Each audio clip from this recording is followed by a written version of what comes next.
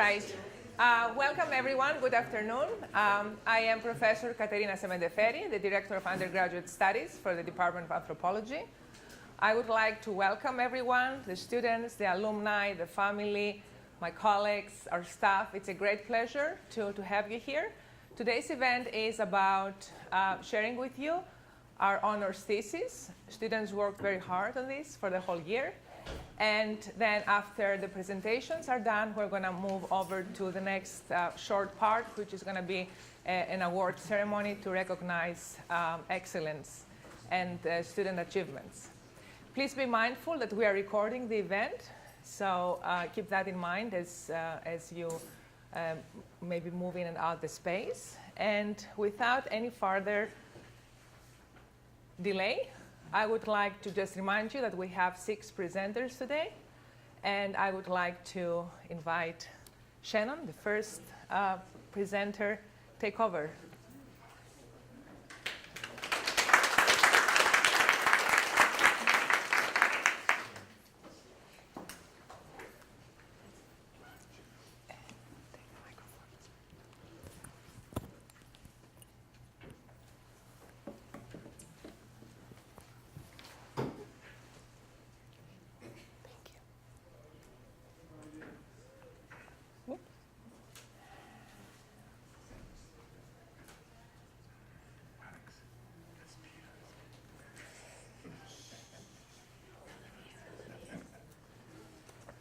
Can everyone hear me? Okay, great. Well, hi everyone. My name is Shannon Subers, and I'll be presenting today my thesis.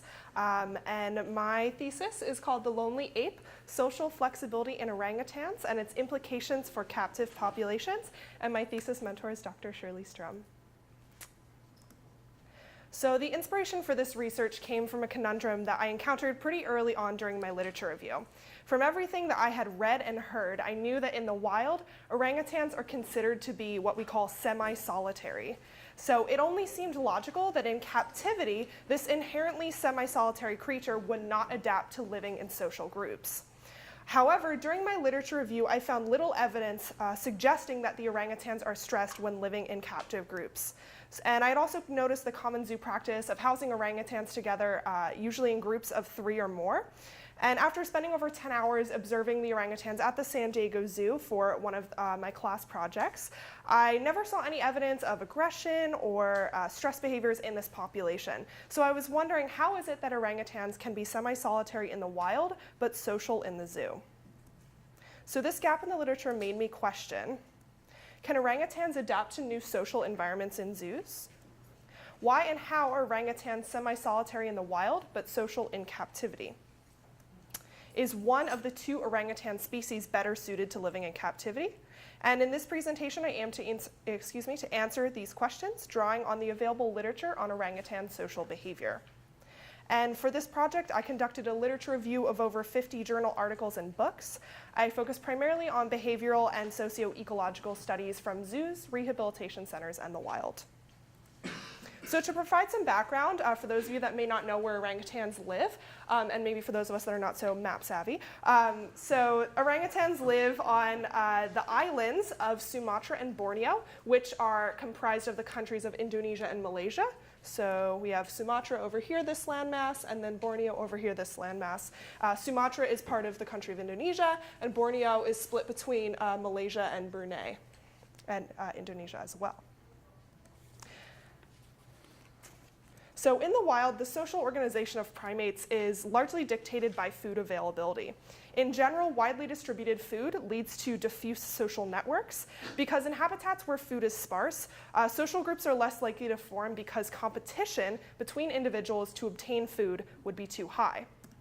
Now, on the other hand, if you have more food in an area, you're usually able to support more primates living in social groups because more food and a big group, social competition for the food will be low. And orangutans live in a habitat where their food is distributed over a pretty large area. So this means that for orangutans, living in social groups is usually costly. It's thought that orangutans adapted to the sparsely distributed food resources of their natural habitat by limiting their interactions with others of their species, which would reduce the food competition. However, exceptions occur during certain events such as massed fruiting, where many trees synchronize and produce ripe fruit at the same time. And during these massed fruiting events, orangutans are actually seen living in higher densities. So for my purposes, I use the term social flexibility as the ability to adapt to new social environments. So if the orangutan's an inherently semi-solitary species, we should expect to see that they don't adjust well to captivity. However, if they do adapt to the zoo, this would suggest that they are able to adapt to a broader range of social environments. And because food is so important in determining sociality, I started to wonder what would happen if orangutans lived in a habitat that had more food. And scientists have hypothesized that if this were to occur, orangutans would show a higher level of sociality than currently observed. Because the limit on their social behavior is primarily ecological, as we think, removing this barrier should result in an increased sociality. And data from various studies in captivity actually support this and may help resolve the conundrum that we see a social side in captivity and a semi-solitary side in the wild. Although the food availability of their wild habitat has pushed them into what we think is a semi-solitary organization, they can adapt to social living when food is provisioned. So looking at primary data, many studies have suggested that orangutans can adapt to captivity successfully. Orangutans in captivity demonstrate an increased frequency and complexity of social behavior compared to wild orangutans. In this study by Edwards and Snowden, it was found that adult orangutans spent roughly 50% of their time engaged in social behaviors, which is denoted by the red, and about roughly 50% in solitary behaviors, which is denoted by the orange. And social behaviors included things such as social grooming, sexual behavior, and play. So the data showed that they also remained in close proximity with one another, with the other adults in their exhibit. So this suggests that under this different environmental condition, they are able to adapt their social behavior to living in a more dense group, and that being semi-solitary is not necessarily a part of their behavior. So in the wild as well as in captivity, there are several differences that exist between the two species, the Sumatran and the Bornean orangutans. In Sumatra, forests tend to produce higher quantities of fruit throughout the year, which leads to larger social groups that we see in Sumatra. And with more orangutans coexisting in the Sumatran habitat, it's thought that higher levels of social tolerance evolved to facilitate feeding cooperation. And in fact, researchers have noted that Sumatran orangutans more frequently congregate in parties than orangutans in Borneo do. So based on the available data, it's been suggested that the abundance of fruit in Sumatra facilitates these larger groups without the usual cost of the increased food competition. And again, food distribution plays a really pivotal role in orangutan social systems, and it seems to be the primary limiting factor on their sociality. So the social differences of these two species in the wild also have implications for them in the zoo. So Sumatran orangutans tend to be more tolerant and are more likely to congregate in social groups than Bornean orangutans, as we just saw. And on the other hand, the Bornean orangutans tend to be less tolerant, and they also are less likely to congregate in those social groups. Because the Sumatran orangutans are more socially tolerant in the wild, scientists have suggested that the Sumatran orangutans are more readily able to adapt to life in captivity in a social group. So, for example, one study of 41 European zoos showed that Sumatran orangutans secreted fewer glucocorticoids, which is a common hormone used to estimate stress, as group sizes increased. So from examining the literature, it seems that Sumatran orangutans may be marginally better able to adapt to these social conditions of captivity as compared to their Bornean counterparts. And more research is needed to kind of really clarify those differences in social adaptation between these two species, and also to develop management strategies for both of these species in the zoo. So from the literature, it is apparent that we see that orangutans have ability to live socially. So why don't we see that ability expressed more in the wild? So the optimum habitat theory may help us to answer this question. It's been suggested that in an optimum habitat, such as a highly productive river valley, orangutans would face little feeding competition, and thus they could show a level of sociality that is usually latent. So one proposed example of an optimum habitat is Suak Belimbing. This is a field site in the northwestern part of Sumatra, and it has highly productive forests that undergo those massed fruitings more frequently than many of the other orangutan field sites. And during these abundant fruit periods, orangutans the largest and most complex social groups that we know in the wild. And Suwak has largely been considered an isolated exception to the rule that orangutans are semi-solitary. However, based on the optimum habitat theory, it's possible that Suwak simply represents an uncommonly seen, rarely expressed portion on the spectrum of orangutan sociality. So based on the predictions of the optimum habitat theory, again, we should expect to see more sociable orangutans in habitats that have more food. Based on the current literature, this is exactly what we're seeing in the zoo. And so the current study adds to the literature by suggesting that the zoo is another example of an optimum habitat. In the zoo, food provisioning has led to decreased feeding pressure, and I believe that this has caused this expression of orangutan sociality that we rarely see in the wild. So based on the available evidence, I suggest that the zoo is another example of an optimum habitat. This is the first time that this concept of an optimum habitat has been applied to captivity. Based on the current literature, again, we see that because food is provisioned, feeding competition is drastically reduced, and this allows for an increased expression of sociality. So the zoo mimics the suggested optimum habitats of the wild in the abundance of food, and again, less feeding competition leads to more social complexity. And evidence of increased sociality in the zoo is apparent in several studies. It's been found that orangutans in the zoo have high levels of proximity with other adults, and that they also have very low levels of aggression among adults. So these results all suggest that orangutans are able to incorporate more social behavior in their repertoire than we've previously thought. And this suggests that they do have some sort of plasticity in their social behavior, which is contrary to the kind of traditional view of the species. So the optimum habitat theory, again, may resolve this conundrum that inspired my thesis in the first place, which is this puzzling observation that orangutans are predominantly semi-solitary in the wild, but social in captivity. And this theory may also explain why orangutan social groups have been largely successful in captivity, despite their reputation as the lonely apes. And to quote Sarah Edwards, these captive groups may provide a window into the social potential of the species that may not be expressible in the current wild habitat. And based on the available data, this optimum habitat theory, I believe, offers a compelling explanation as to why orangutans have a semi-solitary organization in the wild, but they do show a remarkable ability to adjust to captivity. So in conclusion, orangutans are semi-solitary in the wild, but they are able to adapt to the zoo. Sumatran orangutans are marginally better able to adjust to captivity than Bornean orangutans. Optimum habitat theory offers us an explanation for the differences that we see in sociality in the wild versus in captivity. The zoo is potentially an example of another optimum habitat, and orangutans are more socially flexible than we've previously thought. There are several important implications of my body of research, the body of literature on orangutan sociality.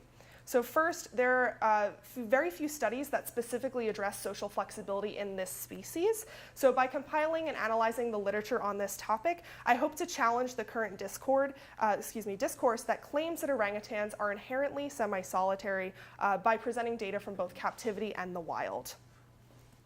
Second, this study adds to literature by suggesting the zoo as an optimum habitat.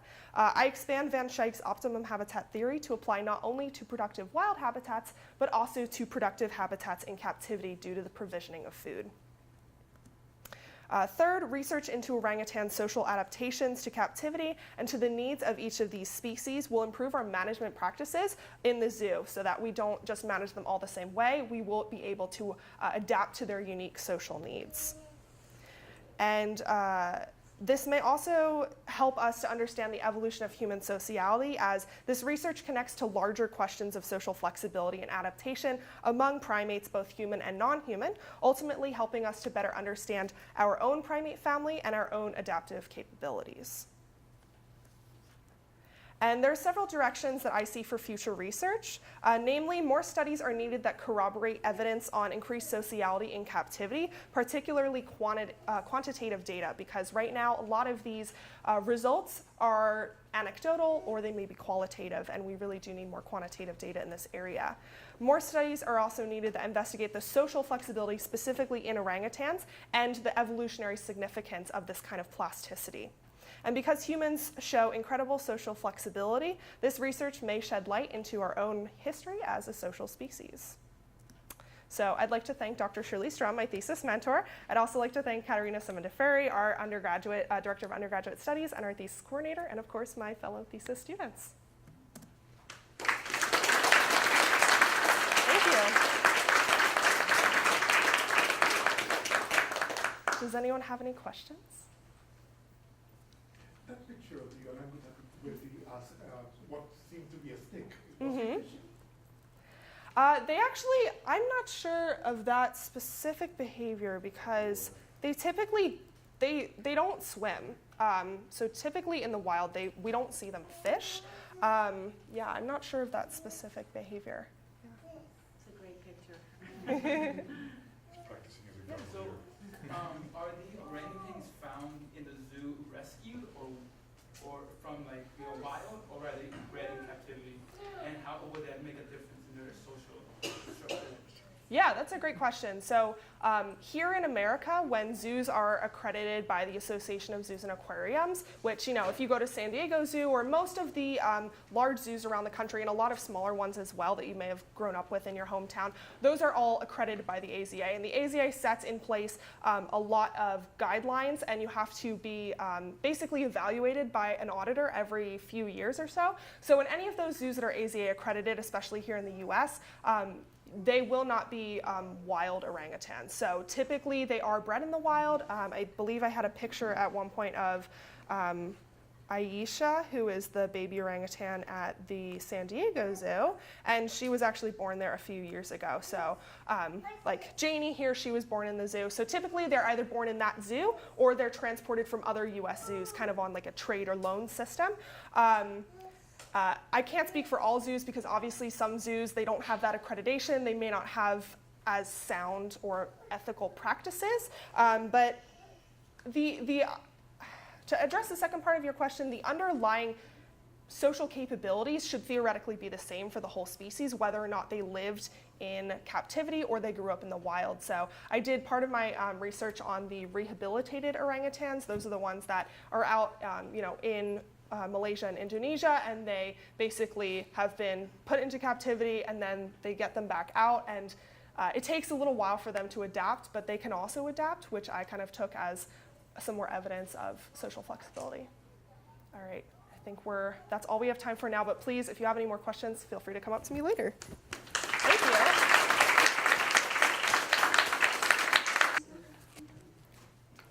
Hello, my name is Savannah Ducharme. Today I'll be presenting my thesis, How Biomedical Technologies Construct the Body Under the Biomedical Gaze. So the aim of my research is to answer the following question: how are advancing biomedical technologies altering definitions of bodies in biomedicine today? To answer this question, I conducted a scholarly review of literature on 4 biomedical technologies: pharmaceutical, genetic, reproductive, and imaging, to develop a well-rounded idea of what paradigms of bodies in Western medicine look like today. Additionally, I use the paradigm of embodiment as a methodology of analysis, which establishes that the body is a subject of culture rather than an object to be studied in relation to culture.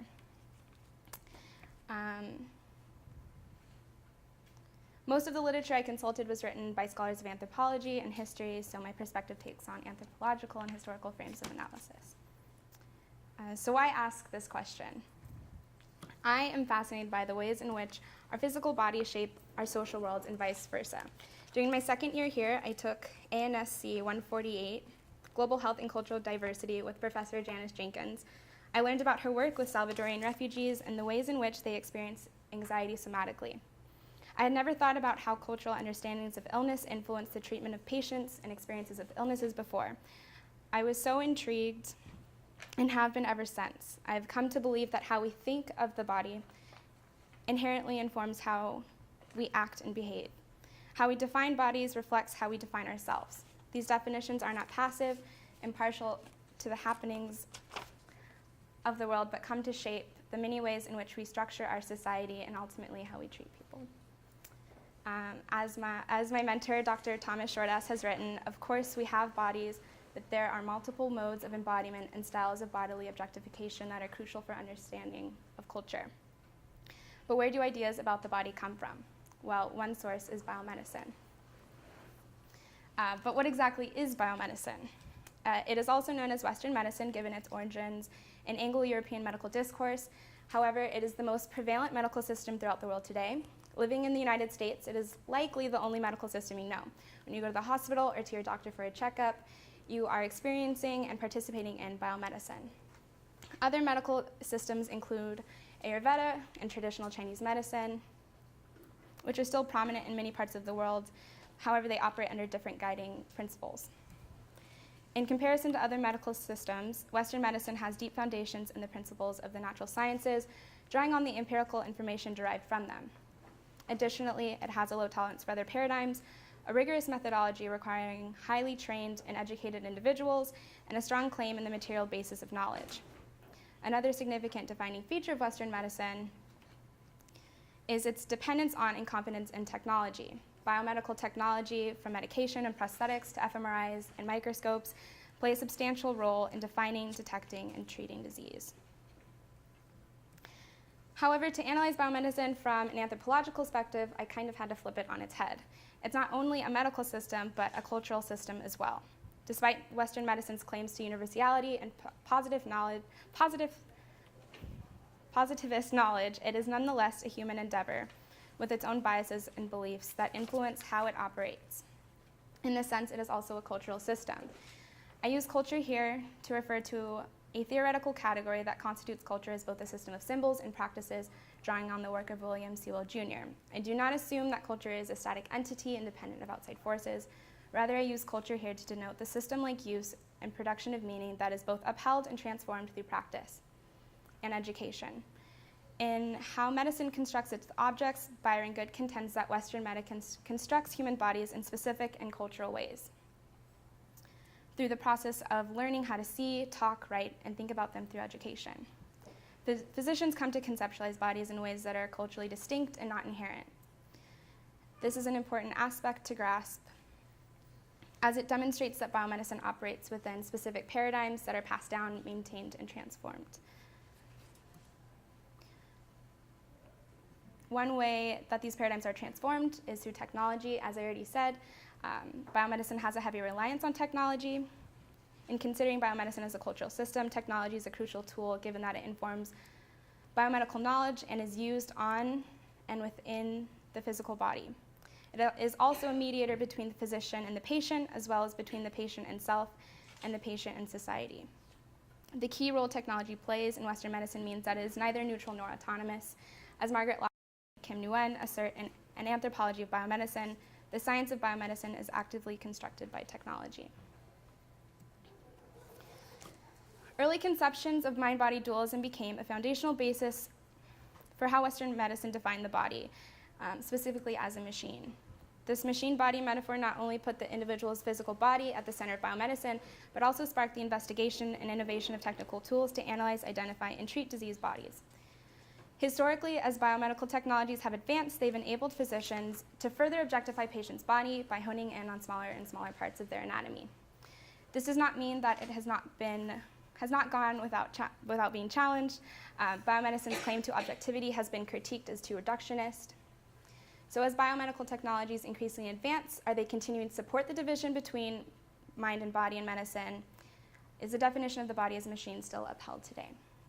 To answer these questions, let us now look at the biomedical technologies. Out of these four, I'm only going to focus on these three. So in comparison to other technologies I assess, pharmaceuticals are arguably the most integrated into the life of patients, as they often call for daily administration. The increasing precision of pharmaceuticals has significant implications for the patient's experience of illness in themselves. This is especially apparent when looking at advancements in psychopharmaceuticals, which interfere with the mental processes of our neurological biology. The intimacy of drugs that alter behaviors have implications for the relationships between a patient and physician, self, and society.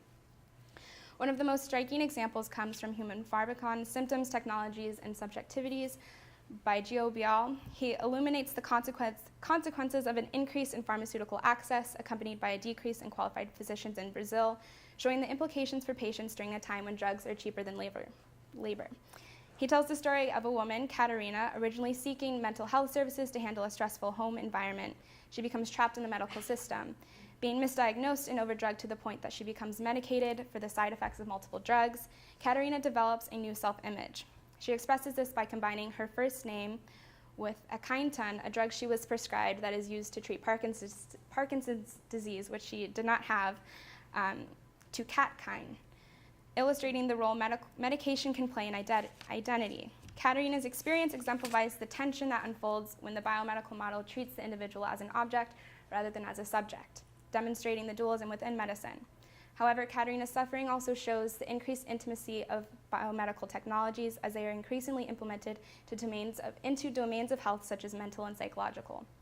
Overall, the literature I viewed on the implementation of pharmaceuticals illustrates that biomedical technologies not only have implications for how clinicians define bodies, but how patients come to define and understand their own bodies and selves. Although the implementation of pharmaceuticals seemingly sustains dualistic constructs of the body within biomedicine, we can see that they elicit extremely personal responses. I predict that the intimacy of pharmaceuticals, especially psychopharmaceuticals, cannot be ignored by biomedicine for long. Whereas pharmaceuticals highlight the likely continuation of the mind-body dichotomy in Western medicine, genetic technologies offer another possibility.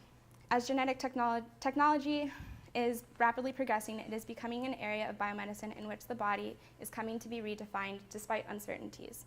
In Beyond Nature and Culture, Modes of Reasoning in an Age of Molecular Biology and Medicine, Hans-Joachim Reidenberger considers how advancements in molecular biology, gene technology, and molecular medicine will go beyond the scientific biomedical field to present serious ramifications in our society. He argues that with the increasing ability to manipulate genetic material, we will soon be crafting our bodies and thus our society, reversing the natural order of things. Although Reidenberger's hypothesis may seem well beyond our time, gene editing technologies like CRISPR-Cas9 present the possibility of editing genes at the embryonic stage. CRISPR-Cas9 is currently being used in international molecular biology laboratories with the hopes of discovering how to edit genetic codes to decrease the chances of developing a range of ailments. More concerning, however, is the prospect of using gene editing technology to write genetic codes to essentially make designer babies. Albeit the process is very complex and far from being implemented outside of a laboratory setting, researchers have already begun working with human gametes. The increasing ability to manipulate, locate, and label genetic materials allows for the potential to craft and define bodies. In this sense, the mind-body dualism in which biomedicine is rooted will collapse as our minds will be constructing our bodies, and thus biomedical technology will be embodied on a level deeper than ever before. This then has implications for the ways bodies are defined and valued outside of the biomedical gaze. Historically, attempts to define societal or behavioral factors through biology have been damaging and troublesome, such as eugenics. Thus, it is not without caution that the social turn in biology should be taken, which will push biomedicine to expand its definition of the body. Like with genetic technologies, we see the boundaries of the biological body being challenged due to the increased intimacy of reproductive technologies. An example of this is given by Emily Wenzel and Marcia Inhorn's Masculinities, the Male Reproductive Body, in which they analyze how erectile dysfunction medications are used by men in Mexico and how assisted reproductive technologies are used by men in the Middle East to embody cultural beliefs about masculinity and sexuality.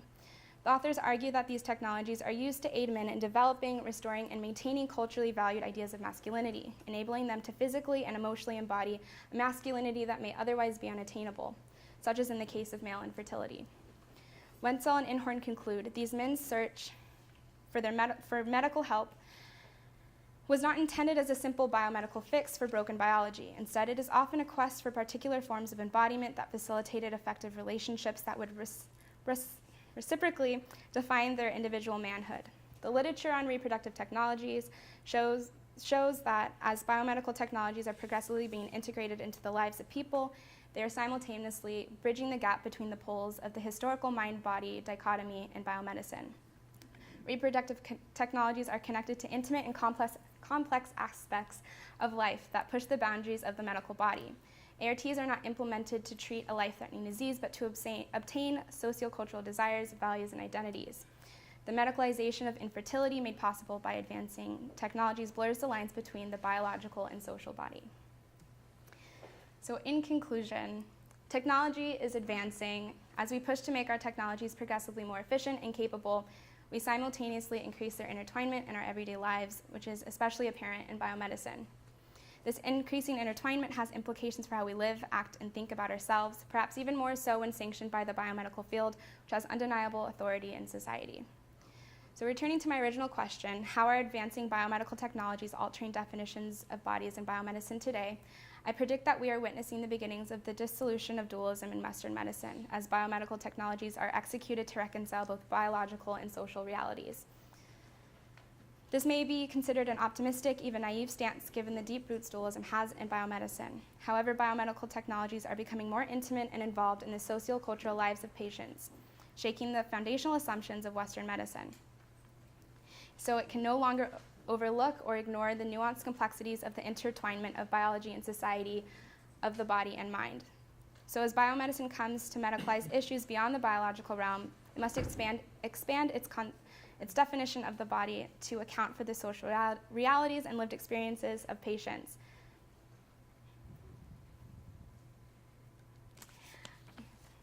That's it.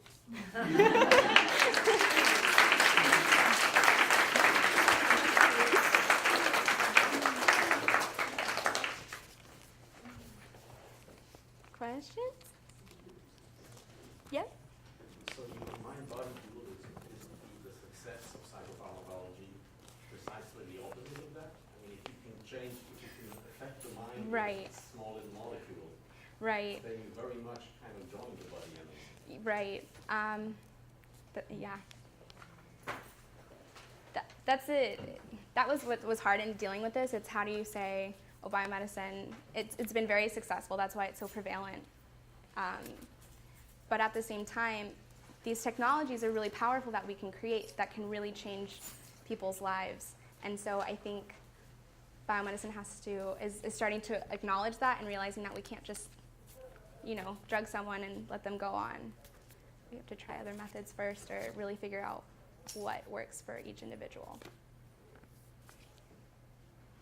Yeah? Did your research bring you to look at any place or did you question the possibility of, so you talk about the mind-body dualism Yeah. as a traditional thing.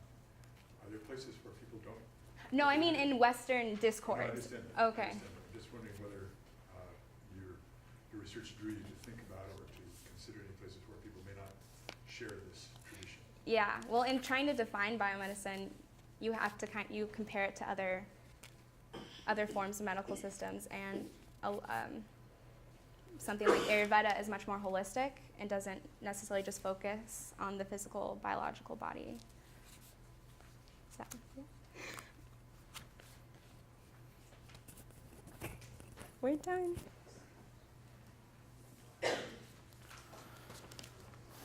Oh, hi everybody. My name is Alejandro Perez.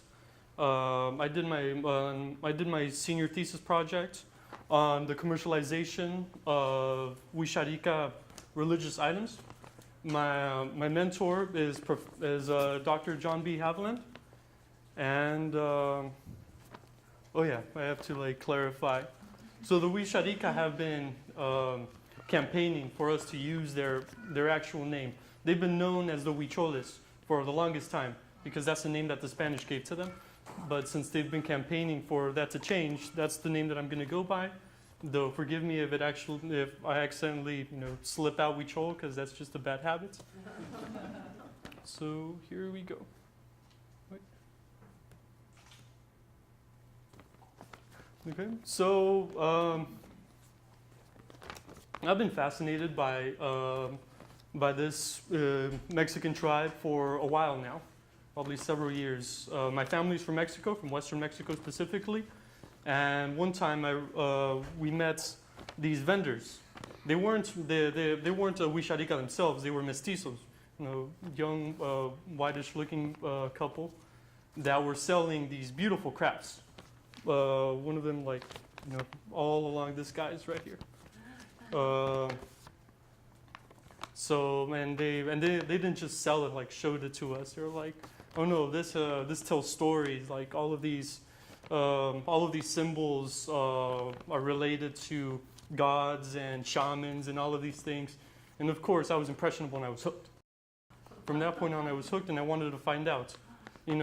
Probably expect that to be somewhat of a lie, but no, it actually turned out to be mostly true. Like these, yeah, these touristy crafts actually descend from religious items. They are votive offerings that are meant as a sort of a physical prayer. It's a physical prayer. You put in the, what you desire, what you want to, the power of a deity that you want to invoke, and then you leave it to be consumed by the elements, returning back to the earth. And that's its whole purpose. So my question was, how did this religious item that's basically meant to just be discarded out in the forest, in a sacred site, or somewhere, turned into a touristy commercial product? So, and did the people that originally make this, in this case being the Huichol, do they have any true agency in this? So let's find out. Okay, so for my methodology, I dove into the academic literature written on the Huixarica. There's been a lot of anthropologists in the past that have made their own ethnographies. I also borrowed some ethnographies from other indigenous peoples, just sort of to get a cross-comparative look. And I also did my own little bit of ethnography, speaking to these craft salesmen and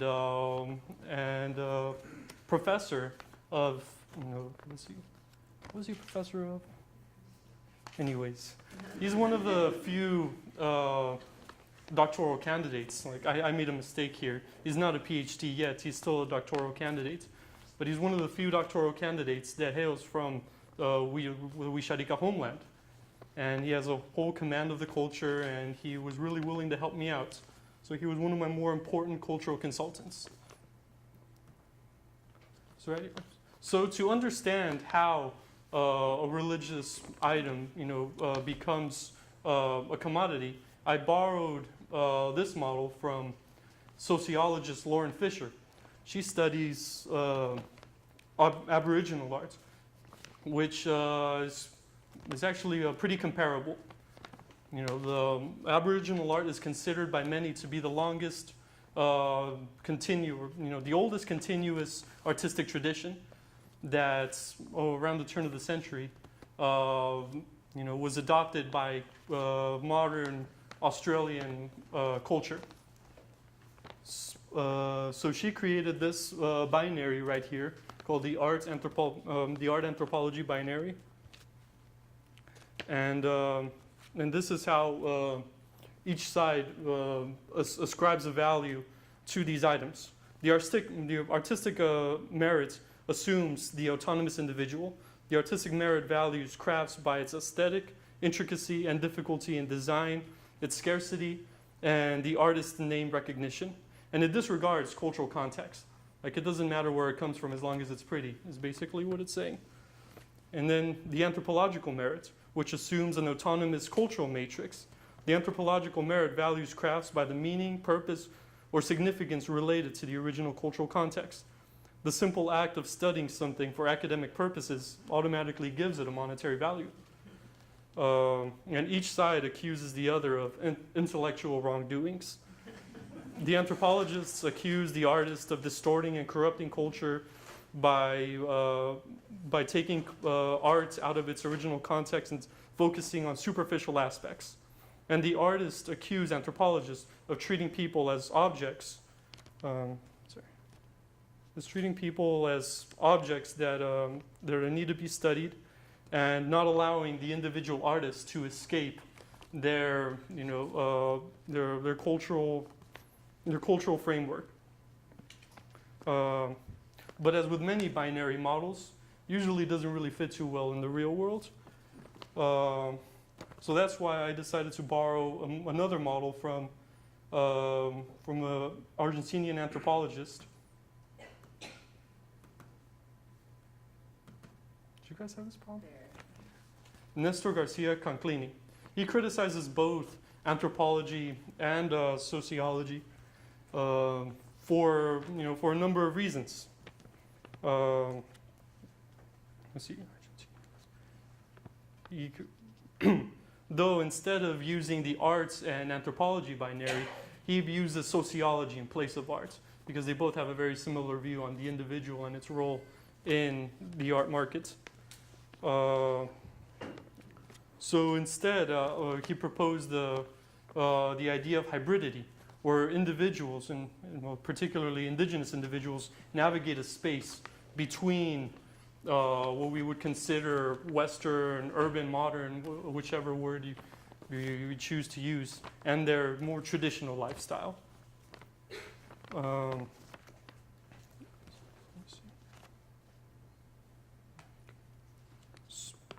So yes, for analyzing, the value of Huichol art, I decided to use this Conclini's model of hybridity.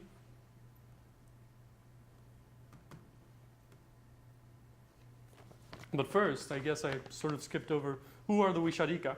Well, the Huixarica are an indigenous group in western Mexico. They occupy an area between Jalisco, the states of Jalisco, Nayarit, and Durango. And I'll show you the map once I get it. Wait, hold on, back. No, wait. There we go. Okay. So this is what we call Zona Huixarica. Right here, this is where they occupy, Jalisco, Nayarit, Zacatecas, and Durango. Where I usually visit when I go back to Mexico is right here in Guadalajara. And because of the massive market there, since it's the second largest city, there's a lot of Huixarica migrants. This is their the homeland, the Sierra Madre Occidental. Really rugged terrain. It's not very fertile, and it experiences pretty extreme weather, where for most of the year it's really arid and hot, and for 2-3 months it's monsoon season. It's extremely stormy and rainy. Okay, so I guess I'll speed through a little. So this is so we have to understand the context of Huixarica religion. They view their deities as their sacred ancestors. Every deity has a familial relationship to each other. Grandmother, grandfather, mother, and then the cultural hero, the elder brother deer. The elder brother deer is venerated in this peyote pilgrimage, which is pretty famous, where they travel 200 miles away from their original homeland to hunt what they consider to be the deer in the flesh, which is this cactus, which is known as peyote. They consume it and experience vision quests, and it's a really important aspect of their religion. It's basically the cornerstone. And then we get to the Nyerica. So the Nyerica has been kind of poorly understood by anthropologists for a while. The first two anthropologists to go into Huixarica homeland, Robert Zing and Carl Lumholtz, tried to understand the Nyerica by the types of things, by the shapes, by the materials. This is an ancestor of the yarn painting, which will be made, it's about this big, and it would be taken to sacred sites. That's a prayer arrow right there. And all of those are technically Nyerica, and to their scope of vision, that's all it was. It was a craft. Well, they figured that it was a direct translation to arts or arts and crafts, which is not the case. Later anthropologists like Holt McLean discovered that there's more connotations to the face and to reflections. So this is also Nyerica, and that's also a Nyerica. So you start to get into the more ethereal definition. She got close, but not quite. But thanks to my cultural consultant, Professor Francisco, I managed to get a much bigger picture of what exactly the Nyerica is. The Nyerica, as a philosophy, it's actually the model of the Huichol universe. To them, the universe is composed of two halves, or at least two halves, like two bowls, and we exist in the middle. The underworld, the overworld, each one with their own, inhabited with different deities. Right here, this is what he drew as he was explaining it to me over breakfast. And this is a more simplified version. It's basically a hamburger. This is the Nyerika right there in the middle. Mm-hmm. But that right there is extremely important, as it is the face of the Wixárika as a people. That thing in the middle is the land between the 5 sacred sites. And this is why the Nyerika is associated with the face, because they consider this land as the face of their ancestors, of their people. And this is the largest yarn painting in the world. Let me see the scopes. It was pretty impressive. It's in the Anthropology Museum in Mexico City. And let me see, what is it? It's 2.5 meters long, and was it about 1,200 centimeters tall? It's huge, and it represents the 3 levels of the Huichol universe, as did the previous pictures that I showed you: the upper world, the middle world, the lower world. And the curious thing about it is that this is a great representative of the Nyerika, because while the whole thing is the Nyerika, this thing in particular is especially Nyerika, because I guess something that I forgot to mention was that the world, every human is connected to the center of the world through the little swirl on the top of your head, where there's a thread that goes straight to the center of the earth. So anytime that there's a circle in Huichol artwork, that is specifically the Nyerika. So basically, this is these are the symbolic representations of the deities. And then I guess I'll talk about the commercialization of the Nyerika. So like I said, their crafts are extremely popular. And it started in the 1950s thanks to this guy, Alfonso Soto Soria, who was commissioned by a Mexican museum to go and bring crafts back home, because it was the context of post-revolutionary Mexico, where they were trying to instill some national pride. So as you can see, this is how it looked like before commercialization. This was after commercialization. It became more painting-like, brighter colors, more appeal to Western tastes. And this is some stuff. Both of these things are housed in the Mingay Museum here in San Diego. And I guess I'll end right here with the Nyerika art. So I argue that this stuff right here is just as Nyerika as anything that's been shown before, because in Huichol traditions, the power invoked from the gods comes from the designs. So basically, you depict the gods, and the power is there, even if it's a little bit, even if it's residual. Excuse me. So even if it's taken out of context, and as long as it's created by the hands of a Huichol who believes in the deities, it is still Nyerika, even if it's far from its original context.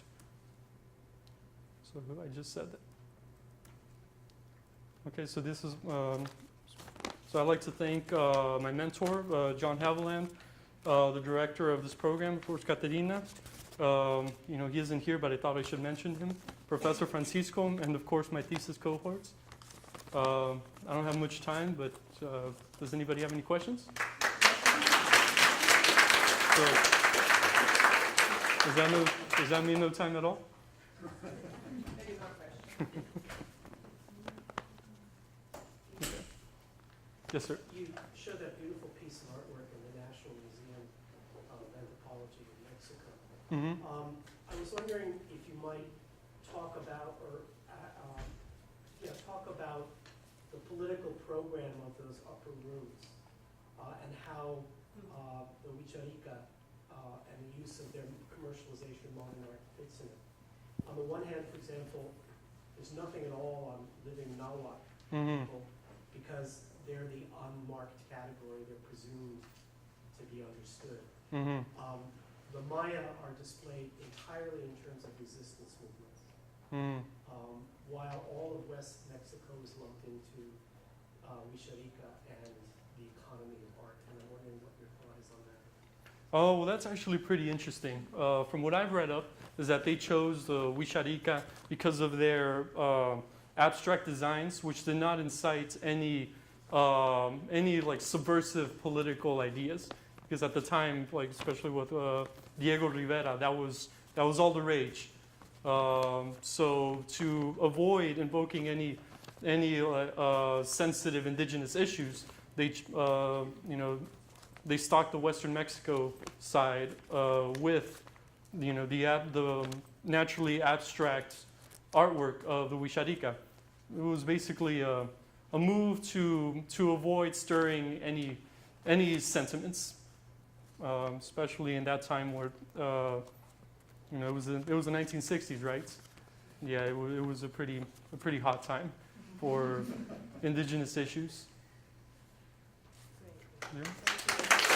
Yeah. Hi, everyone. So my name is Shayla Razavi. My thesis mentor is Dr. Marnie LaFleur. And I wrote my thesis on using human psychopathologies to understand non-human primate stress behaviors, mental health concerns amongst captive non-human primates. So a little bit about myself and why I chose this topic. I love bonobos. I am totally obsessed with them. I think about them all day long. So when I first came to UCSD, I knew I wanted to study them, and there's a troop down at the zoo, so I would go to the zoo and watch them. And I started noticing these behaviors that I never read about in the wild literature on them. And I thought, I wonder what these are. Why are these happening? They're captive animals, so is it a difference between captivity and wild? In particular, there was this one bonobo. This is Vic. He's got the perfect bonobo hair, super handsome, super playful with his mom and sisters. But him in particular, he would sit off to the side for hours at a time and exhibit what we call regurgitation and reingestion, which is exactly what it sounds like. He'll sit there, make himself throw up, and eat it. And this isn't a species-specific behavior. This isn't something that we see in the wild. So I was wondering, why was he doing this? Why was he exhibiting these behaviors? So the questions that I address in my thesis are these behaviors, behaviors like R&R and other stereotypic behaviors, indicators of poor mental health? And how can we tell? And the how can we tell question led me to a different question, which is how can we determine can we determine if a captive non-human primate has poor mental health by using the methods we use to assess human mental health? So I sort of tried to flip what we see in the research today because primates have traditionally been used as models for humans. We're in the same order. We're in the order primates. We have a suite of traits that define us. So why can't we use humans as a model for non-human primates? There are things that we can articulate, we can speak, and non-human primates can't speak. So this provides vital information that may be applicable when it comes to mental health. So for my methodology, I conducted a literature and policy review on poor mental health, stress, and psychopathologies in humans and non-human primates. I drew on the literature from primatology, endocrinology, psychology, biology, zoology, animal welfare, and husbandry. And out of the 90 sources in my bibliography, 57 were directly cited. 3 of these were policy-related documents, and 54 were peer-reviewed journal articles. So there is a little bit of a debate in the literature with mental health. There is a group of researchers that use the DSM-4 to draw parallels between human diagnoses and some non-human primate behaviors and essentially assess whether certain primates have afflictions such as PTSD or major depressive disorder. But there is also another group of researchers that argues it may be simply stress or poor mental health in a general sense. They argue that the previous researchers' analyses are not sufficient because they're not objective enough. They still use terms like upset, which we tend to associate more with humans, and it can be a bit anthropomorphic. So to break it down, I wanted to understand the three mechanisms that seem to appear in the literature, and these are poor mental health, long-term stress exposure, and psychopathologies. And they have a dynamic relationship. Some is correlative, and some are indicators between one another. So coming to the first topic is poor mental health. What is poor mental health? In most westernized medical fields, poor mental health is broadly defined in a clinical sense by the presence of psychopathologies, mental disorders, behavioral disorders, and self-reporting. So with non-human primates, we can't use self-reporting because they're not verbal, right? So I chose to look at the behavioral correlates of psychopathologies, mental disorders, and behavioral disorders. The behavioral indicators for psychopathologies, mental disorders, and behavioral disorders in humans include stereotypies, self-harm and self-injury, fear or withdrawal from others, and unexplained aggression, amongst others. But the ones listed here have been noted in the primate literature as well. So if we're using these points to assess humans, and we see them appear in the primate literature, I don't think it's too far of a stretch to speculate a correlation between poor mental health and non-human primates, and because it's used for humans. So if we view mental health as a spectrum ranging from suboptimal and poor to optimal or good, I think the presence of these behaviors indicates that they're somewhere on the suboptimal range. So the next point is stress, and what does stress have to do with it? A whole lot. High stress levels are correlated to the presence of psychopathologies. Extended stress exposure not only has physical consequences, but also mental consequences. And there's a positive correlation between severe and or continual long-term stress and the presence of psychopathologies. According to self-reports, in humans, long-term or severe stress results in poor mental health. So other indicators of stress, some of the hard indicators that we see for mammals include glucocorticoids, which are things like cortisol and corticosterone. And behavioral indicators of stress in humans include a long list, but some of them are grooming, hand-face contact, hand-mouth contact, scratching, yawning, fumbling. But again, with primates, we can see grooming as a stress indicator, scratching as a stress indicator, and excessive yawning as a stress indicator. So what is a psychopathology? Defined in humans as behavioral and developmental atypicalities relating to one's mental health, development states, and or functioning. These include things like schizophrenia, major depressive disorder, manic depression, panic disorders, obsessive compulsive disorders, self-inflicted harm, self-injury, eating disorders, stereotypic behaviors, and so many more. Now, because we're able to express as humans our specific afflictions, and we can't gain that information from non-human primates, we can try and look at the behaviors that are correlated to these in relation to humans. So there's a lot of overlap between the behaviors used to assess stress and poor mental health and those used to assess the presence of a psychopathology. Indicators of psychopathologies include things like self-harm, self-injury, stereotypies, higher aggression, higher rates of stress behaviors, and other atypical behaviors like R&R, as discussed previously. And some researchers, the ones that use the DSM-4, have equated the presence of these with specific psychopathologies such as PTSD and major depressive disorder. So to draw it together a little bit, I wanted to highlight a few examples that we see in the literature.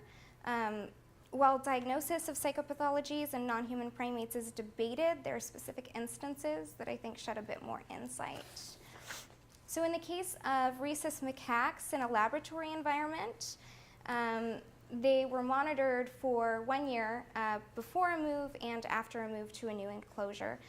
And what we see is the rhesus macaques exhibited higher levels of cortisol levels and rates of self-injury after they were moved to a new enclosure. And this continued up to the year after they were taking data. So you can see the control group on the bottom, the blue line, and then you can see how significant their increase of cortisol levels and self-harm were. In bonobos, we see a lot of self-hair plucking behaviors, and this resembles what we see in humans known as trichotillomania. So trichotillomania is the obsessive pulling of one's own hair, often followed by the consuming of the hair follicle. Bonobos don't tend to eat the hair follicle, but they will do this obsessive plucking behavior. And something seen in humans is higher cortisol levels that go along with this hair plucking behavior in trichotillomania. And it's shown with self-directed hair plucking in bonobos, female bonobos specifically, that are doing these behaviors, that they do have higher cortisol levels. And in the case of a chimpanzee named Newt, he was exhibiting extreme self-injurious behaviors. In humans, severe cases like this result in the diagnosis of a psychopathology. So Newt ended up being treated with extensive behavioral therapy as well as gabapeptin, which is a pharmaceutical drug that we use to treat humans exhibiting these behaviors. The implementation of these actually resulted in a significant decrease between pre-therapy and post-therapy. So before, you can see how high his rates of self-injury and self-harm were, and then after this, after they were just maintaining these behavioral therapies, his rates had gone down completely except for bouts of self-crying. So it kind of leads me to the question, can we argue that Newt is suffering from PTSD or some other affliction? But there are a lot of limits. So I don't have a clear definitive answer. There's an absence of assessment of environmental factors in captive environments that could be causing these behaviors. There's a general lack of data in this area, and mental health can be a very ambiguous term even in humans. And a general limit to the study is there's little investigation into Strepsirrhini, Tarsididae, and Hylobitidae. So these are not often documented because we have a lot more monkeys and apes and great apes in captivity that we can assess. So to conclude, due to the similarities between humans and other non-human primates, I think we can use some measures of human psychopathologies and stress levels to assess non-human primate mental health, things like cortisol levels and things that we know are established stress behaviors. We may be able to assess some psychopathologies in non-human primates through the use of more objective measures. So instead of adapting the DSM-4, perhaps we can make a checklist of behaviors. That way it's very objective and there's no anthropomorphizing involved. So we can use both behavioral indicators and glucocorticoids to assess the general mental health of these primates. Humans may be a good model for some psychopathologies, but not for all, and with some species and not for all. So I think that bonobos and chimpanzees, we may be able to say a lot more about their behaviors and what we see in humans compared to, say, lemurs or tarsiers that are a lot more removed from us. And I think that there's a lot of potential future directions in this area. We need to look at species-specific behaviors and the atypicalities that arise in captivity. And perhaps we can start looking at specific psychopathologies, such as PTSD, and look at what does it look like in humans, and then what could it possibly look like in chimpanzees to address more specific questions. And I would like to thank Dr. Marnie Lafleur for being so amazing and helpful, Dr. Katerina for leading us through this program, Nicole Daly provided all of my bonobo photos, and then the thesis writers, my cohort, all of the wonderful humans that helped me, and my favorite bonobos at the zoo.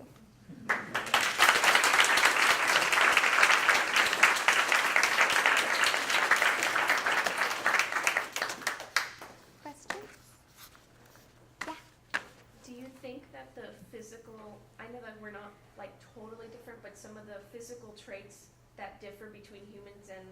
bonobos or chimpanzees, do you think that could change what behaviors they exhibit for mental health? Because I know that one of the things listed for the DSM-5 for certain disorders are things like plucking at objects and stuff. And do you think that maybe less fine motor control in chimpanzees, they may not necessarily show that behavior, but they may have something else to replace that? Definitely. I think that's part of the problem that arises.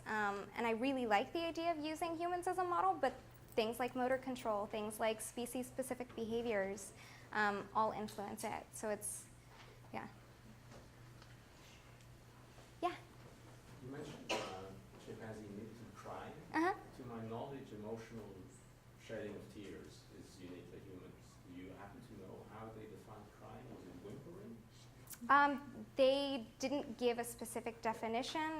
They just said crying bouts. Anything else? Thank you. I'm totally good with technology. Good afternoon. My name is Sonia Chen, and my honors thesis, I explored historical immigrants and modern immigrants in the context of Silicon Valley.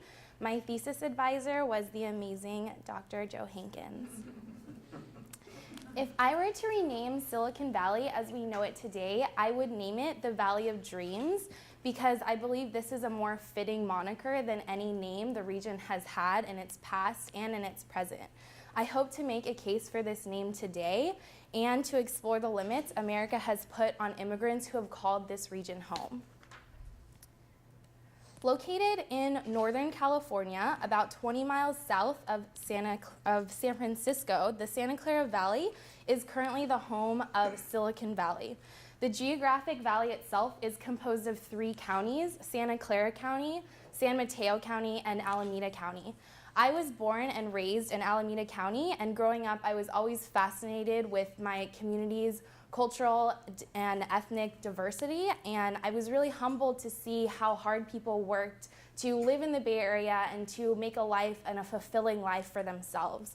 So that really brought my interest into researching the immigrant experience, as both sides of my family came to the Bay Area and grew up here from different countries. So beyond this humility that I experienced growing up within the context of the Bay Area, there's a much deeper and darker reality that the immigrants of the past and the present experience in the region today. And for my research, I specifically looked at Santa Clara County because it has the most documented history, and it also contains the majority of the valley. For my research, I broke up the different eras into 3 time periods. I broke them up into the Fruited Valley from 1840 to 1930, the Valley of Military, University, and Industry from 1930 to 1970, and Silicon Valley, which I defined as 1970 to the present. I also had 3 focuses within each of these time periods. I looked at the people, the industry, and the legal limits within these time periods. And paralleling these, I wanted to try to understand what the modern immigrant experience is like in Silicon Valley. So I researched India because Asian Indians are a large part of the Silicon Valley immigrant experience today.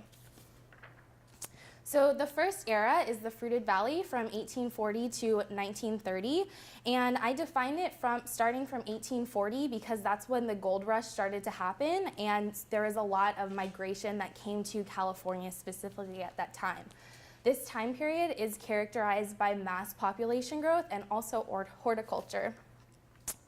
So in terms of industry, the Fruited Valley definitely began with the gold rush, but it truly took off because of the Transcontinental Railroad, which connected the West Coast to the East Coast. And around this time, California became a state officially, so we really wanted to incorporate the country within the East Coast, which is already really well connected by trains. The success in farming also sparked a canning industry, and a lot of farm goods were transported across the country because of the Transcontinental Railroad. And the valley was super fertile, and it produced prunes, peaches, apricots, and many other different fruiting items that we eat today too. So well-known canneries that came out of this era are Sunsweet, and I'm sure all of you are familiar with Del Monte, the Italian-owned cannery. The people in this era first consisted of Spanish missionaries and farm workers. The Spanish missionaries came up along the coast of California and established a mission network throughout the coast in order to spread Catholicism and convert Native Americans to their religion. Additionally, Chinese miners and railroad workers characterized this region. They came during the gold rush initially, and after the gold rush ended, they found a lot of work in railroads, and they were a key part in building the Transcontinental Railroad. This region was also characterized by Italian and Japanese farmers who brought new farming techniques to the region, and they made the land even more fertile than it actually was initially thought to be by the Spanish missionaries. Well-known legal limits during this era include the Chinese Immigration Act, or the Chinese Exclusion Act rather, which was the first ethnically based immigration law in the United States. This law stopped Chinese immigrants from coming to the United States completely and gave many restrictions to those who were already in the United States. This law ultimately opened up the opportunity for immigrant immigrants to come to the region as new sources of labor and cheap labor in particular. So many Japanese initially filled their place, but with the Japanese internment camps, that source of labor was halted. In India, between 1840 and 1930, we see India under British colonial rule. And a key thing to know about what's happening in India at this time is Britain is establishing a mass educational science program and research program that is all taught in the English language. And these programs were developed in order for the British to better acquaint themselves with their massive colony, because India is much larger than Britain, so they wanted to train the Indians that they colonized to document and take care of the massive colony. The next time period is the Valley of Military, University, and Industry, which I defined from 1930 to 1970. This era serves as a key transitional period from agricultural towards technological. With regards to the industry, this era has the most significant shifts. Canneries were in full force for much of the time period. Despite the Great Depression drastically impacting the world, the farming and canning industry did relatively well comparatively. Stanford University also had been established by this era and had solidified itself as an engineering powerhouse with many radio and air traffic control inventions. Also, Stanford's focus on diversification of interests provided to be a key part in transforming the region. Whereas East Coast universities had focused on a military research and funding partnership exclusively, Stanford intentionally focused on both the military research and funding and corporate research and funding within the university partnership. This brought corporate interests to the region as well as military interests because of the collaborative efforts of the university. Much of the military funding that went into Stanford also impacted the Santa Clara Valley itself. In particular, funding for research in the region came during the Cold War, the Korean War, and with the race to the moon. Many of the canneries that had been so predominant in the region were now pressured and ultimately sold to the United States as hardware factories to build aircraft machinery or radio technology, or land was sold to the government in order to house aircraft. Likewise, farmland was also sold to the government as military bases, such as Moffett Field, which today is home to the NASA Ames Research Center. The people during this region most notably include Mexicans, many of whom had come to the region because of the Mexican Revolution, as well as Italians, Portuguese, and Germans, who similarly came to the region because of warfare and civil unrest in their home countries. Women specifically played a large part in this era because they were targeted as a cheap, efficient, and obedient source of labor for farms and for canneries, and later in the hardware factories. There are many legal limits that plague this region and this era. Of particular importance was the Bracero program, which brought Mexican nationals into the California Central Valley as seasonal farm workers. This program further pressured canneries and farmers in the Santa Clara Valley to close because the Central Valley was quickly being developed as the mass agricultural epicenter in the state due to population growth and need for more land to support that population growth. The last straw for canneries and farmers was the rise of unions, though, which ultimately brought workers together and gave them the opportunity to demand certain rights and higher wages. And this union aspect in particular will come up later again, so don't forget it. Social movements during this era definitely influenced the transitional period as well.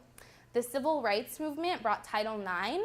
Title IX impacted the canneries in particular because women could not specifically be targeted as marketed specifically for a job, thus leading to the end of the exclusively female, cheap, and controllable labor movement for the canneries and then later for the hardware factories.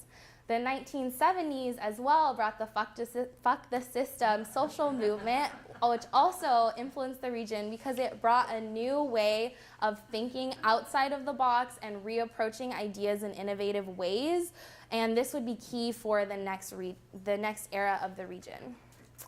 In India during this time period, India gained independence in 1947. The first prime minister believed that a heavy reliance on scientific research and technology would propel the newly independent country forward.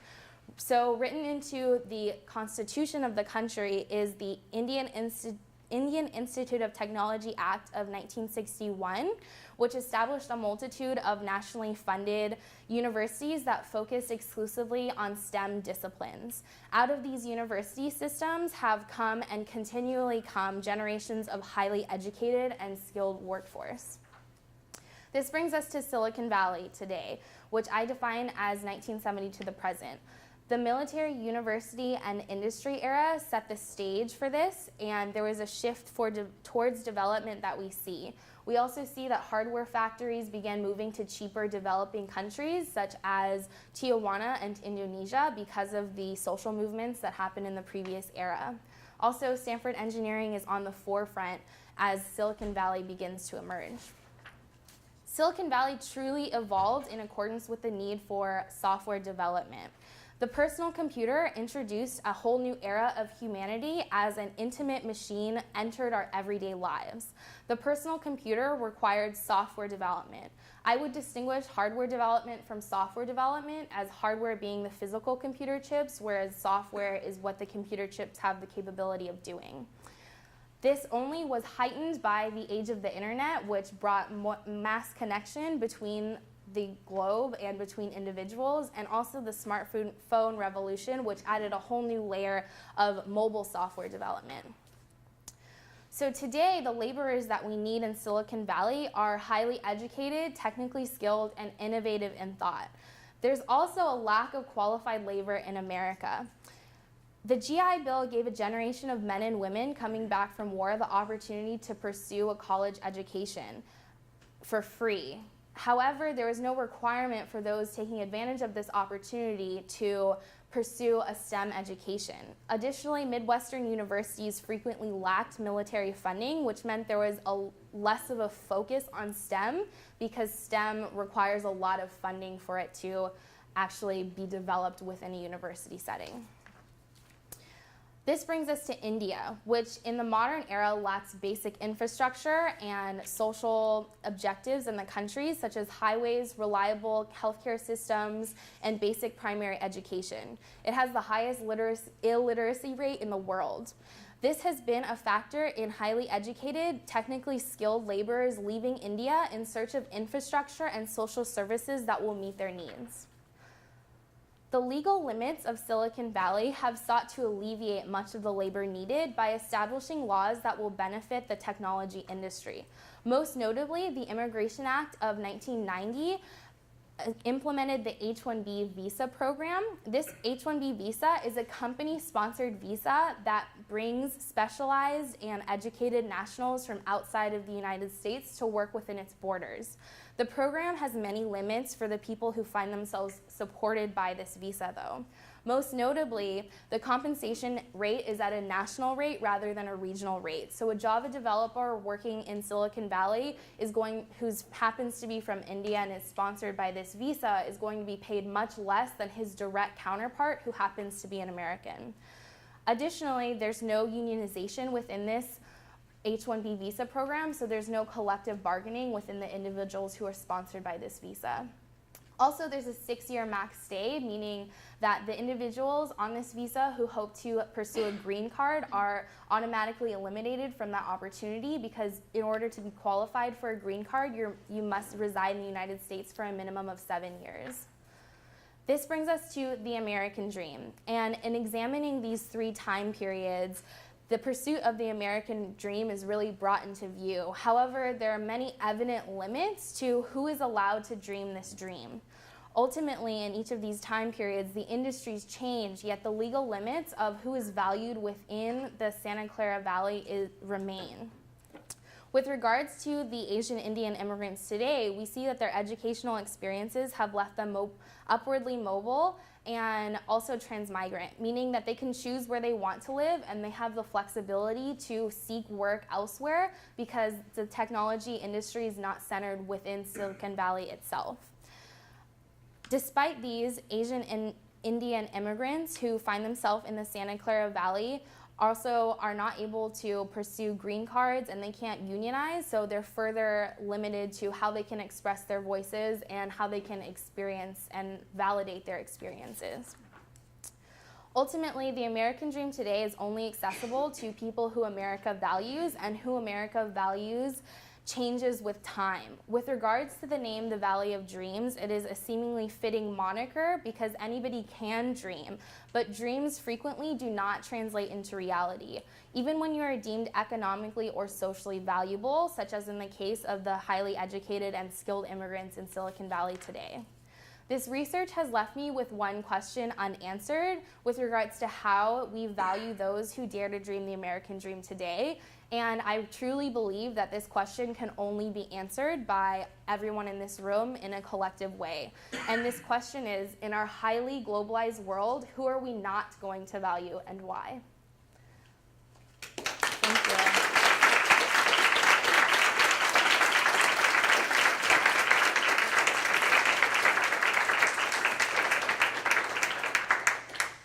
I could take one question.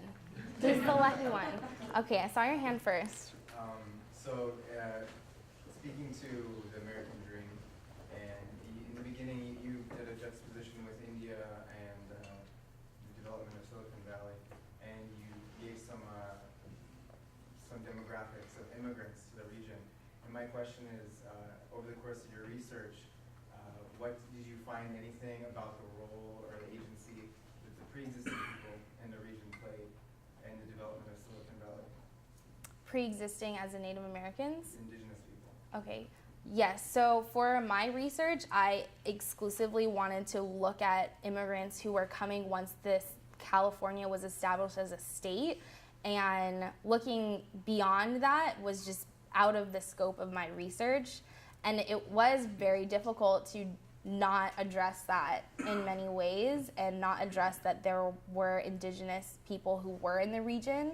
And I think ultimately the realest answer and the most honest answer I can give is that it says a lot that I didn't present about them. Thank you. So the format is off. Okay, the format's a little off and I'm very sorry, but okay. My name is Anastasia Vachera, and the title of my thesis research was The Sociality of Organ Transplantation, Uncertainty, Anxiety, and the Politics of Biomedical Knowledge. And my thesis advisor was Dr. Saibo Varma, who I still cannot thank enough. After all my research was complete, I found compelling evidence to suggest that organ transplantation is inherently a social process. The reason I was able to make such a claim is because I piggybacked off of the argument that emotions are a social construct. As such, the reason they are a social construct is because they occur in relation to other people and events.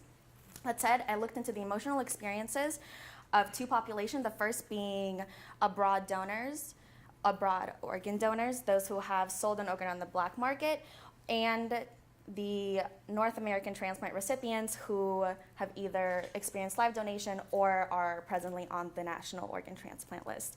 I concluded that despite the major geographical and economic differences between them, both donors and recipients share experiences of uncertainty in terms of their physical health, socioeconomic status, and moral integrity as a result of the process. The thesis was researched through the lens of anthropology, as transplantation is a unique phenomenon which functions primarily within the system and culture of biomedicine. To answer these questions, I completed my two different methods. The first was a comprehensive literature review of contemporary organ transplantation, utilizing ethnographies and research articles. The second part of my thesis consisted of original ethnographic data collected from social media platforms, news articles, and organ transplantation websites. My purpose in presenting this visceral example is not to exploit M for theatrical purposes, and I confess I feel a bit uncomfortable about exposing the intimacies of his vulnerability. In doing my research, I realized the gravity of the work that I was doing and frequently thought about the ethical concerns, which is why this quote from Julie Livingston's novel, Ethnography, Improvising Medicine, really resonated with me. To address the global disparities in the global context between the organ market and recipients, donors and recipients, I selected this image to demonstrate that. Typical donors come from countries with high frequency of socioeconomic underdevelopment, for example, Pakistan, Malaysia, Ukraine. The typical donor is aged 29 years old and has an annual income of $480. In comparison to recipients from more developed countries, such as the United States, Australia, Japan, Canada, the mean age of a recipient was 48, and the annual income was about $53,000. I would like to sort of segue into a comparison of how organ transplantation as a process looks like in the West versus on the black market. The black market experience, for instance, in Bangladesh, which is most of where I got my research from, will begin with an ad placed in the paper. It will give you a number to call and offer something fanciful in exchange. You will then set a meeting with a broker who will tell you what kidneys do and how you can live without one. Whether or not that is perfectly medically legit is questionable. The next thing that happens is a conversation about compensation, and that'll typically take monetary form. The mean average for somebody to receive is $1,800, though no person in my study concluded or told us that they received the full amount promised. Once organ donors consented to the experience, the brokers would falsify documents, transport them to India, in which they would have surgeries completed in for-profit hospitals. After the surgery, they would be left with a 20-inch diagonal scar across their waist. A typical experience for the West is very bureaucratic. You will begin with a standard health check. You will be moved to a specialist. There will be testing, lab work. A panel will meet about whether or not you are eligible to receive an organ transplant. You may or may not be put on the list should you have a live donor. And then afterwards, you receive pre-op care, you receive post-op care, and lifelong medication and checkups. This slide sort of reviews the differences and risks taken by abroad donors and Western recipients. In terms of economic status, donors reported that their economic conditions did not improve after the surgery. And most recipients expressed concern about health insurance and the cost of long-term medications. The health experience for donors occurred in a regression of health and developed symptoms such as chronic back pain, weakness, tiredness, frequent illness, and occasionally transmittable diseases such as tuberculosis, hepatitis, and HIV. In contrast, recipients mostly reported almost immediate health improvement, but remained concerned about organ rejection, as transplantation is typically not an end-all cure. but rather a rigorous treatment plan. The routine after surgery changed for donors in such a way that their physical health impaired their ability to work full-time, or they could not sustain jobs at all. Most recipients, if all went well, returned to their daily schedules and jobs. The social aspect of donor lives culminated in experiencing social isolation and occasional derogatory slurs. Some men decided that they would not marry due to the shame that they felt after the surgery. Most recipients reported that they were well supported by their families, friends, and medical staff. In terms of healthcare post-surgery, this differed quite greatly because donors did not receive any care in the aftermath. In fact, they were financially responsible for everything that were to happen after. Meanwhile, recipients mostly receive lifelong care, semi-regular checkups, and medication.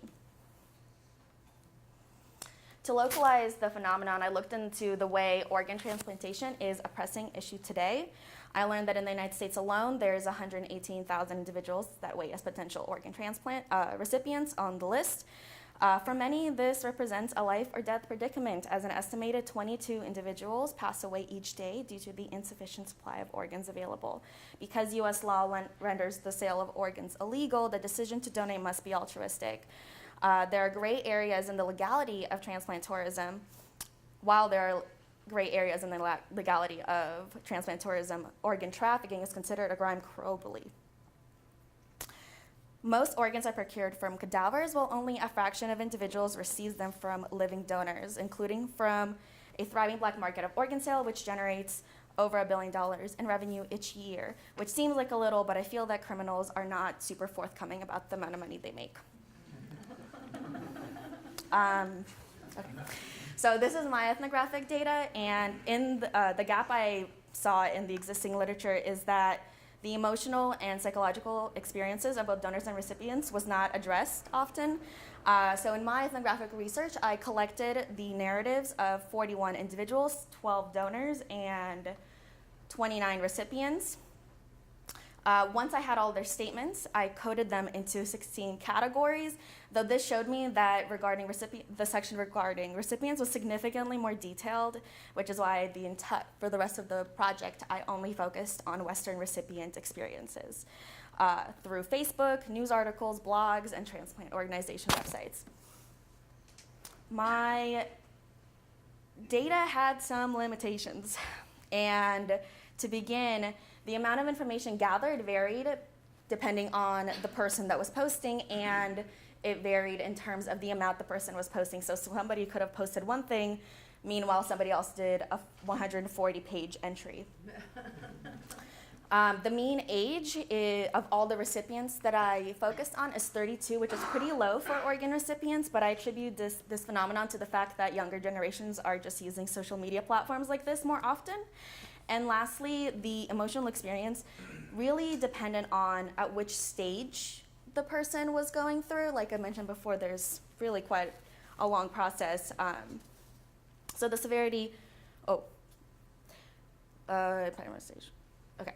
I was overwhelmed by the amount of data I collected. It all felt important and relevant, but I only focused on 3 groups, and the first is denial. So overwhelmingly, the first reactions from recipients upon hearing their diagnosis was shock. While this response is not a unique phenomenon, the subsequent expressions of denial and disbelief were. Denial in this context means that they refused organ transplantation as a treatment plan after learning about their diagnosis. So this example comes from R, who was diagnosed with renal failure and opted to do dialysis for 8 years before finally agreeing to a transplant after she experienced some very poor heart health. Her statement was, "I was not ready emotionally and felt too good." The patients included in this research suggest that their denial surpasses mere stubbornness. In fact, it extends to a realm in which their health is not compromised enough to propose a permanent and extensive treatment plan. The severity of organ transplantation as a treatment plan seems to require a visible display of physical regression of health to solidify trust in the diagnosis. 8 of my 29 recipients responded with a refusal of treatment initially. The second was hopelessness, and P is one of my most devastating bloggers, as he was the youngest He was one of the youngest of the cases that I looked at, and his journey began at 11 years old when he was diagnosed with lupus.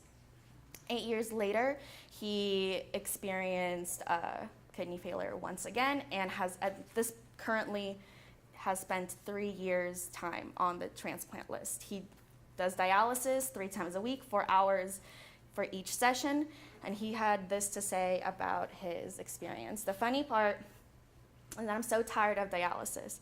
The stress of literally letting others be the boss of my life. I'm tired of these needles, I'm tired of this damn machine and the feelings associated with dialysis, both physical and mental. I'm tired of these shitty transport companies. I'm tired of fighting just to survive. I want to be able to wake up every day and go to work like everybody else. I'm just so goddamn tired. It goes on, but it gets a little more sad at the bottom. It is unsurprising to experience such extreme negative emotions. In fact, it is appropriate under the circumstances. The significant factor is how debilitating this can be for everybody involved. A lot of P's family posted for him when he could not. In fact, he was the biggest indicator of organ transplantation as a social proceeding because of just the sheer amount of people. His blog had 1,300 followers of just random people, and it was very touching to see how many people responded to him. There is a profound feeling of defeat and exhaustion in his statement that seems to me to be entirely expected and warranted, though I think it is a paradox that those influenced by biomedicine lose faith in the system that wants to keep them alive. How can biomedicine function to promote life and perpetuate hopelessness at the same time? In this example, P reached his end of rope stage wherein only a bleak and uncomfortable future presents itself. These feelings are a direct byproduct of his treatment and overall transplant experience. Uncertainty as an emotional event is one of my most detailed collections of data. The reason for this is perhaps because it seeps into every stage of the transplant process. It is unavoidable, it is aggressive, and nearly impossible to alleviate. DN, in his blog, was very expressive about not seeing his liver disease coming. He talked a great deal about his active lifestyle. He never abused substances and ate healthy for as long as he can remember. He said, I'm very proactive with my health. As we get older, we see friends pass. At the service, many times they say, if only he would have known something could have been done and he'd be with us today. Well, I decided that would never be me. This event showed him and me that organ failure can occur at any time and to anyone. He remained completely confused about why this was happening to him until one of the doctors noticed a tiny hole in his liver that was caused by the aspirin a day he was taking by doctor's orders for heart health. Nope. For most, however, waiting was the most debilitating aspect of transplantation. It asks you to pause while time moves, except for the fact that there is no pause in time, and the longer you wait, the more health declines. S was acutely aware of the duality of emotions she was feeling. This is a quote from her post after receiving a phone call from her transplant coordinator to inform her that she was on the list. S wrote, she congratulated me, but what else could she say? Sorry that you were on the list. Later she added, what now? Do I celebrate? Do I crawl into bed and wait to come out a few weeks later? I wasn't too sure. These are just some of the people. I could not have addressed the 29 that I had, but similar cases occurred throughout the entire process. And I noticed that my concluding slide, so I will just tell you what I think, and that is the overarching message of my thesis is that transplantation is a difficult and emotional process that includes the emotions of every single person involved all along the spectrum, global and local, and I wonder if there's a form of treatment for all of these people that perpetuates less debilitating emotions.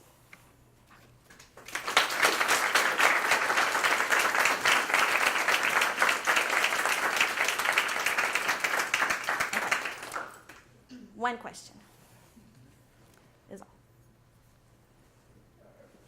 Did you interview the cadavers? That is to say, you said a number of organs come from the cadavers, and that means there's a whole world of people that are organ donors, but only after they're dead. Mm-hmm. That is the majority of the way that people get organ donors. Obviously, those people are not represented online because they are not blogging in real time. Well, they might at the time they're making the organ donation. True. So this is an issue because 75% of all organ transplants can happen with live donors.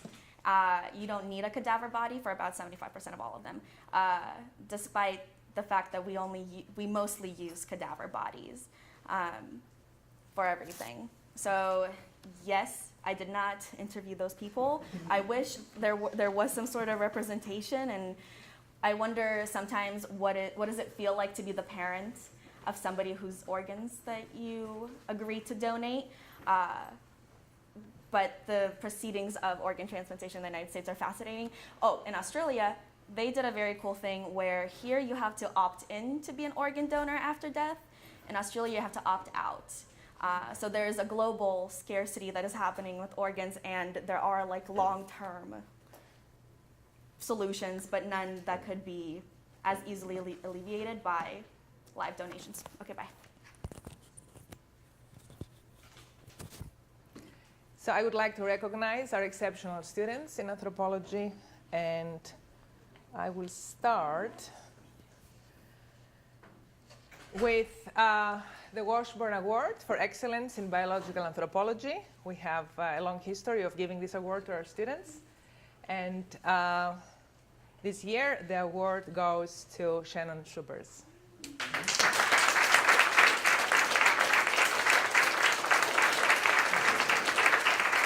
Congratulations.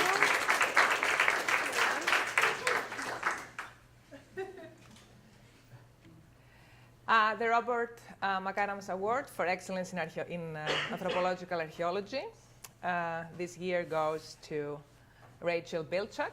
And I know Rachel is not here today because she already walked in the winter and she's now working full time. So congratulations, Rachel. And yes, your award is going to be here for you to get when you have a chance. The Hallowell Award for Excellence in Sociocultural Anthropology this year goes to Anastasia Večera.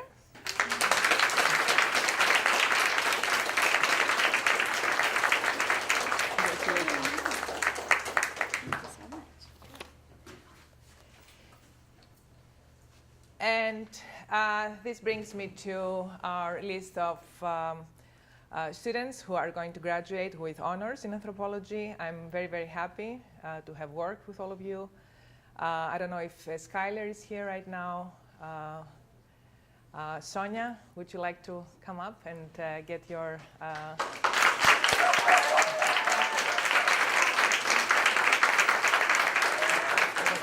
Congratulations.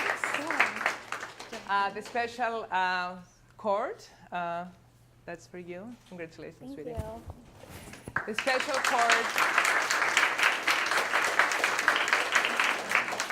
represents the three concentrations we have in anthropology: biological, anthropological archaeology, and sociocultural. And it was designed by previous students like 3 or 4 years ago. And we have 3 colors, each one representing each concentration. Savannah, would you like to come up? Congratulations, Peter. There you are.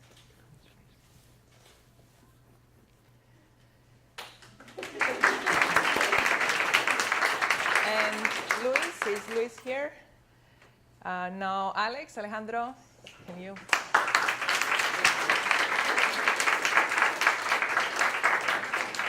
Okay.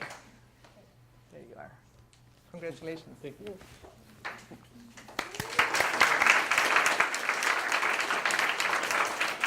Shayla?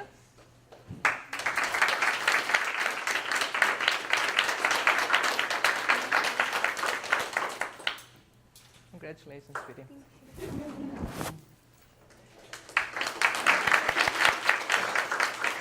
And Shannon?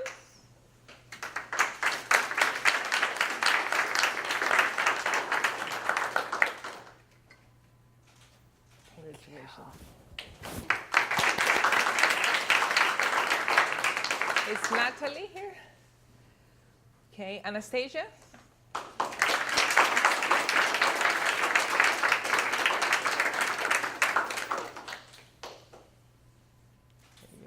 Congrats, Anastasia. One more again. One more. One more.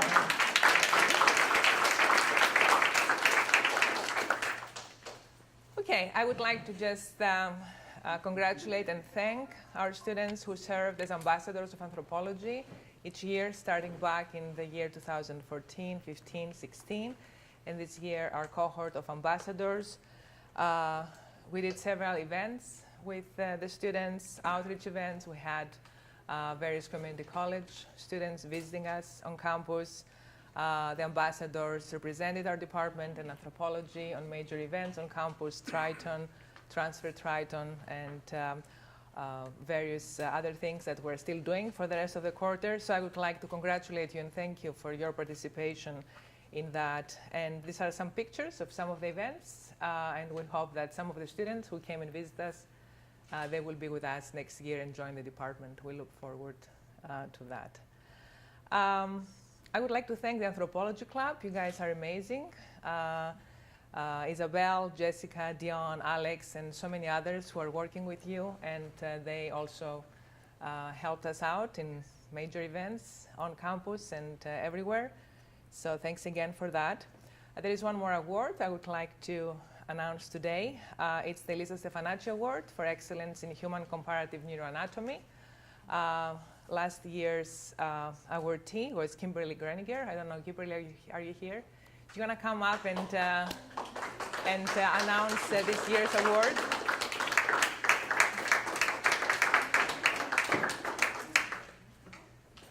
So maybe you can push the button. All right. So the award goes to Dion Cuevas.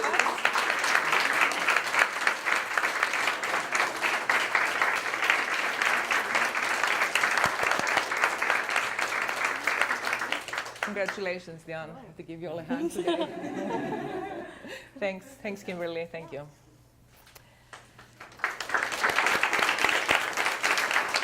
Okay, and like every year, we do a Where Are They Now little thing.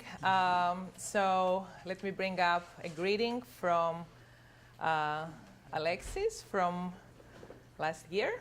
Hello, it's Alexis from the 2016 Honors Cohort and the co-recipient with Charles of the A. Irving Howell Award. Congratulations. I remember when I was in your position last year with my cohort and we were all feeling nervous but excited and happy to present. Currently, I am doing a one-year master's degree program in Japanese Studies at the School of Oriental and African Studies at the University of London.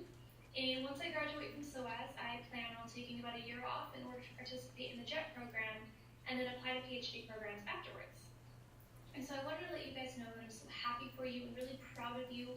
And I wish I could be there in person to watch you present. But thankfully, Katarina puts the presentations on YouTube so I can watch them there. I'd also like to take a moment to thank both Katarina and the UCSD Anthro department for helping me get to where I am today. So thank you to both. And I know you guys might be just a little bit nervous, but don't worry, you're going to be great and you're going to do well. So good luck and have fun. Thank you, Alexis.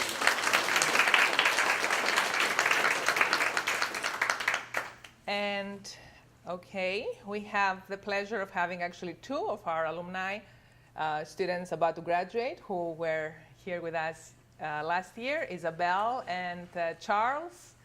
Isabel, would you like to come up here and say where things are with you right now? And thank you. Hello, everybody. Well, UCSD can't seem to get rid of me just yet. I continued on past my senior thesis last year as I was a double major in anthropology and in biology. And I am now in the process of applying to the Bachelor's of Science to the Master's of Science program that biology has with my wonderful mentor, Margaret Schonier. And so hopefully that goes through, and that's what I'll be doing next year. Thank you. And I know Charles was here earlier on. Are you still here? I know he had his baby with him. He's chasing the baby outside. He's chasing the baby. Okay. So let's move on, and hopefully he's going to make it in time. I would like to just bring up the names of some other amazing students who are coming up for consideration for the honors program for next year. These are the invitees for the program for next year, and I'm looking forward to working with all of you and have you here be in the same place that your peers have been today, and I know you're gonna do great. So I will take this opportunity to welcome Erin Mori. We are very lucky to have her on board. This event would not have happened without her help today. Erin has a degree, well, actually several degrees from San Diego State University, and we took her away from the business school there, so we're very happy to have you. Welcome, Erin.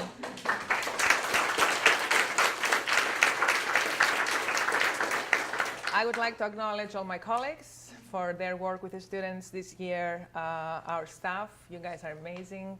Nancy, Nikki, Deborah, Anita, and then also Erin and Brittany, of course. The graduate student, undergraduate student mentor protege program is a relatively new program in the department. We greatly appreciate your help. We greatly appreciate everything you do for the undergraduates. Here are some of the names of the people involved: Samantha and Belinda and Tatiana, but I know there are many more out there who are mentoring and supervising graduates in every way. So thank you so much for that. And David and all the alumni and the families who are here today, this is just amazing. It's fantastic for us. It's the best way to end the year. And unless Charles and the baby are back in the room, they're not. I would like to thank you all and invite you to join us in a reception next door so that we can relax and congratulate our students. Thank you.